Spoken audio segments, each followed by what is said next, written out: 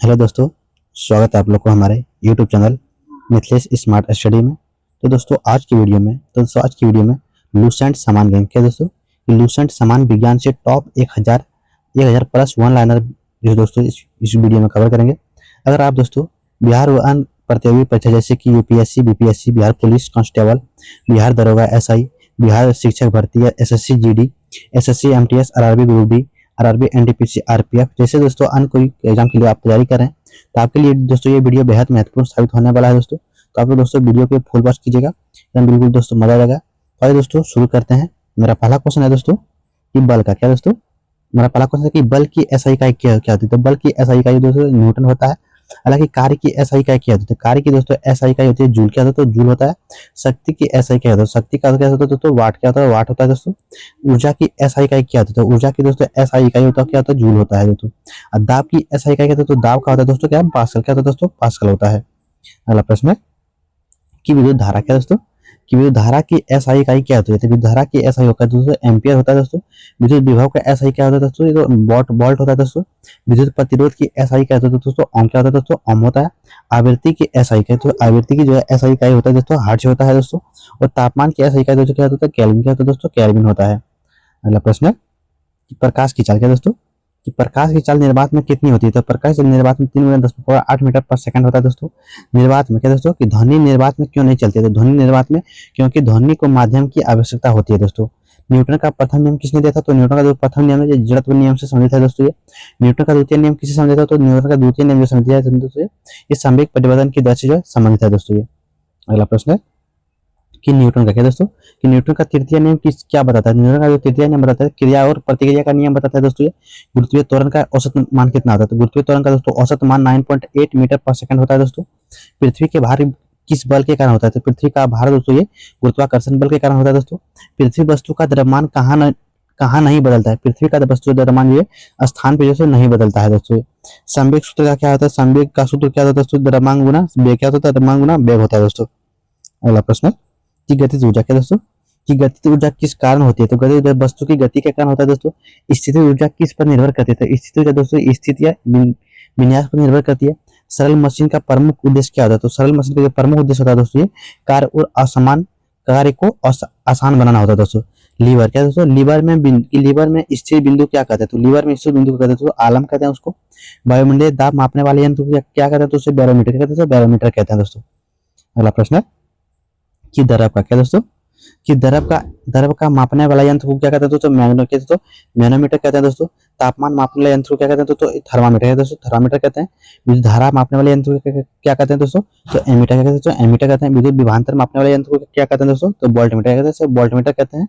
और विद्युत ऊर्जा को यांत्रिक ऊर्जा में बदलने कौन बदलता है दोस्तों, विद्युत मोटर। कौन बदलता है, विद्युत मोटर बदलता है।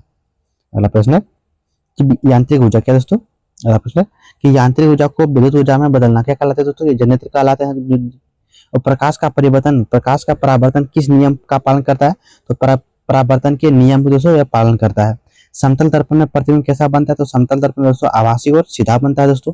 निकट दिश दोष को किस लेंस से ठीक किया जाता है, तो निकट दिश दोष अपना लेंस से ठीक किया जाता है दोस्तों। दूर दिश दोष को किस लेंस से ठीक किया जाता है, दूर को दोस्तों ये उत्तर लेंस से ठीक किया जा सकता है। अगला प्रश्न है कि इंद्रधनुष का दोस्तों, कि इंद्रधनुष की घटना के कारण बनता है, तो इंद्रधनुष से प्रकाश के विपेक्षण के कारण बनता है दोस्तों। ये श्वेत बक्स क्या दोस्तों, श्वेत प्रकाश में कितने रंग होते हैं, तो 7 रंग का होता है दोस्तों। ये सबसे अधिक तरंगदैर्घ्य का बल रंग कौन सा होता है, तो लाल होता है वो दोस्तों। सबसे कम तरंगदैर्घ्य वाला रंग कौन होता है दोस्तों, बैंगनी होता है दोस्तों। ये ध्वनि की तीव्रता किससे मापी जाती है, तो डेसिबल में मापी जाती है ध्वनि की तीव्रता दोस्तों। अगला प्रश्न है कि मनुष्य का क्या है दोस्तों, कि मनुष्य सामान्यतः कितनी आवृत्ति की ध्वनि सुन सकती है दोस्तों, तो 20 Hz से लेकर 20,000 Hz तक सुन सकती है दोस्तों। विद्युत फ्यूज किस सिद्धांत पर कार्य करता है दोस्तों, विद्युत धारा की उसमें प्रभावी जो कार्य करता है ये। हालांकि घरेलू क्या दोस्तों, घरेलू परिपथ में फ्यूज का क्या कार्य होता है दोस्तों, अधिक धारा को सुरक्षा करना दोस्तों। ये चुंबक के कितने ध्रुव होते हैं, तो चुंबक के 2 ध्रुव होते हैं, दक्षिण ध्रुव और उत्तरी ध्रुव होते हैं दोस्तों। अगला प्रश्न है कि चुंबक का क्या दोस्तों, कि चुंबक का कौन सा ध्रुव अकेला नहीं पाया जाता, तो उत्तरी ध्रुव या दक्षिण ध्रुव या नहीं, उत्तरी या दक्षिण ध्रुव होता है दोस्तों। विद्युत धारा के चुंबकीय प्रभाव की खोज किसने किया था, तो आरएसटी ने किया था दोस्तों। ये ट्रांसफार्मर किस धारा पर कार्य करता है, तो प्रत्यावर्ती धारा पर कार्य करता है दोस्तों। ये सौर सेल किस ऊर्जा को विद्युत ऊर्जा में बदलता है, तो ये सौर ऊर्जा में बदलता है दोस्तों। ये विद्युत बल में समानता कौन सी गैस भरी होती है, तो आर्गन गैस भरा जाता है। विद्युत बल में आर्गन गैस भरा जाता है दोस्तों। अगला प्रश्न है कि लोहे को क्या दोस्तों, अगला प्रश्न है कि लोहे को जंग लगने से बचाने की जंग लगने से जास्ता चढ़ाने की प्रक्रिया क्या कहते हैं? तो गैल्वेनीकरण कैसे उसे गैल्वेनीकरण कहते हैं दोस्तों। ताप का सबसे अच्छा चालक कौन सी होती है? तो चांदी का होता है दोस्तों, ये चांदी होता है। जल का रासायनिक सूत्र क्या होता है? जल का रासायनिक सूत्र दोस्तों H2O होता है। सामान्य नमक का रासायनिक सूत्र क्या होता है दोस्तों? NaCl होता है वो। कार्बन डाइऑक्साइड का सूत्र क्या होता है दोस्तों? CO2 होता है। क्या दोस्तों? CO2 होता है वो। अगला प्रश्न है कि ऑक्सीजन क्या दोस्तों? कि ऑक्सीजन का रासायनिक प्रतीक क्या होता है दोस्तों? तो O होता है। और सोडियम का रासायनिक प्रतीक क्या होता है? तो Na होता है। और पोटेशियम का रासायनिक प्रतीक क्या होता है दोस्तों? तो K होता है वो। और लोहे का रासायनिक प्रतीक क्या होता है? तो Fe होता है दोस्तों ये। तांबे का रासायनिक प्रतीक क्या होता है? तो Cu क्या होता है? Cu होता है। अगला प्रश्न है कि चांदी का क्या दोस्तों? कि चांदी का रासायनिक प्रतीक क्या होता है? तो Ag होता है दोस्तों ये। सोना का रासायनिक प्रतीक क्या होता है? तो Au होता है दोस्तों। अम्ल का स्वाद समान कैसे होता है? तो खट्टा होता है दोस्तों ये। क्षार का स्वाद सामान्य कैसे होता है? तो कड़वा था क्षार का दोस्तों। उदासीन का पीएच मान कितनी होती है दोस्तों? तो 7 कितना होता है? तो उदासीन का पीएच मान 7 होता है दोस्तों। अगला प्रश्न है कि नींबू में क्या दोस्तों? कि नींबू में कौन सा अम्ल पाया जाता है? तो नींबू में दोस्तों सिट्रिक अम्ल पाया जाता है। और सिरके में कौन सा अम्ल पाया जाता है दोस्तों? सिरके में दोस्तों एसिटिक अम्ल पाया जाता है दोस्तों। और दही में कौन सा अम्ल पाया जाता है? तो दही में दोस्तों लैक्टिक अम्ल पाया जाता है। और पेट में कौन सा अम्ल पाया जाता है? तो पेट में दोस्तों हाइड्रोक्लोरिक अम्ल पाया जाता है। और बेकिंग सोडा का रासायनिक नाम क्या है दोस्तों? बेकिंग सोडा का जो रासायनिक नाम है दोस्तों सोडियम बाइकार्बोनेट होता है दोस्तों ये। अगला प्रश्न है कि खाने के क्या दोस्तों? कि खाने के नमक का रासायनिक नाम क्या है दोस्तों? तो सोडियम क्लोराइड है दोस्तों ये। चूना का पानी किसका विलयन है दोस्तों? तो कैल्शियम और हाइड्रोक्साइड का दोस्तों ये विलयन है दोस्तों। वायु में सर्वाधिक मात्रा में कौन सी गैस होती है दोस्तों? और नाइट्रोजन होता है दोस्तों ये। कितना की 21% का होता है दोस्तों। वायु में ऑक्सीजन की मात्रा कितनी होती है दोस्तों? ये नाइट्रोजन दोस्तों 78%। कितना? 78% का होता है दोस्तों। कि वायु में ऑक्सीजन की मात्रा कितनी होती है? तो 21% का होता है दोस्तों। वायु में नाइट्रोजन की मात्रा कितनी होती है दोस्तों? तो 78% दोस्तों 78% का होता है। अगला प्रश्न है कि ओजोन का क्या दोस्तों? अगला प्रश्न है कि ओजोन का रासायनिक सूत्र क्या आता है? तो O3 होता है दोस्तों ये। ओजोन परत किस मंडल में पाई जाती है? तो समताप मंडल में पाया जाता है दोस्तों ये। दहन में रसायन कौन सी गैस होती है दोस्तों? तो ऑक्सीजन होती है दोस्तों। क्या है? गुब्बारे के लिए सामान्यतः कौन सी हल्की गैस होती है दोस्तों? तो हीलियम में होता है दोस्तों। हीलियम गैस गुब्बारे में सबसे हल्की गैस कौन सी होती है? तो हाइड्रोजन होता है दोस्तों वो। अगला प्रश्न है कि अमोनिया क्या दोस्तों? कि अमोनिया का रासायनिक सूत्र क्या होता है दोस्तों? NH3 होता है दोस्तों वो। मीथेन का रासायनिक सूत्र क्या होता है? तो CH4 होता है दोस्तों वो। परमाणु का केंद्रीय क्या दोस्तों? परमाणु का केंद्र किससे बना होता है दोस्तों? प्रोटॉन और न्यूट्रॉन का बना होता है दोस्तों। इलेक्ट्रॉन पर कैसा आवेश होता है? तो ऋण आवेश यानी कि माइनस होता है दोस्तों इलेक्ट्रॉन पे। और प्रोटॉन पर कैसा होता है दोस्तों? धन आवेश यानी कि ये प्लस चार्ज होता है दोस्तों ये। अगला प्रश्न है कि न्यूट्रॉन क्या दोस्तों? कि न्यूट्रॉनों पर कैसा आवेश होता है? तो न्यूट्रॉनों पे दोस्तों कोई आवेश नहीं होता है दोस्तों। परमाणु क्रमांक किससे बराबर होता है दोस्तों? प्रोटॉन की संख्या के बराबर होती है दोस्तों। परमाणु संख्या किसके बराबर होता है दोस्तों? प्रोटॉन और न्यूट्रॉन की संख्या के बराबर होता है दोस्तों। आवर्त सारणी का निर्माण किसने किया था दोस्तों? दिमित्री मेंडलीफ ने किया था दोस्तों ये। आधुनिक आवर्त सारणी किसने दिया था? किससे संबंधित है दोस्तों ये? परमाणु क्रमांक से दोस्तों ये संबंधित है। अगला प्रश्न है कि कमरे के ताप क्या दोस्तों?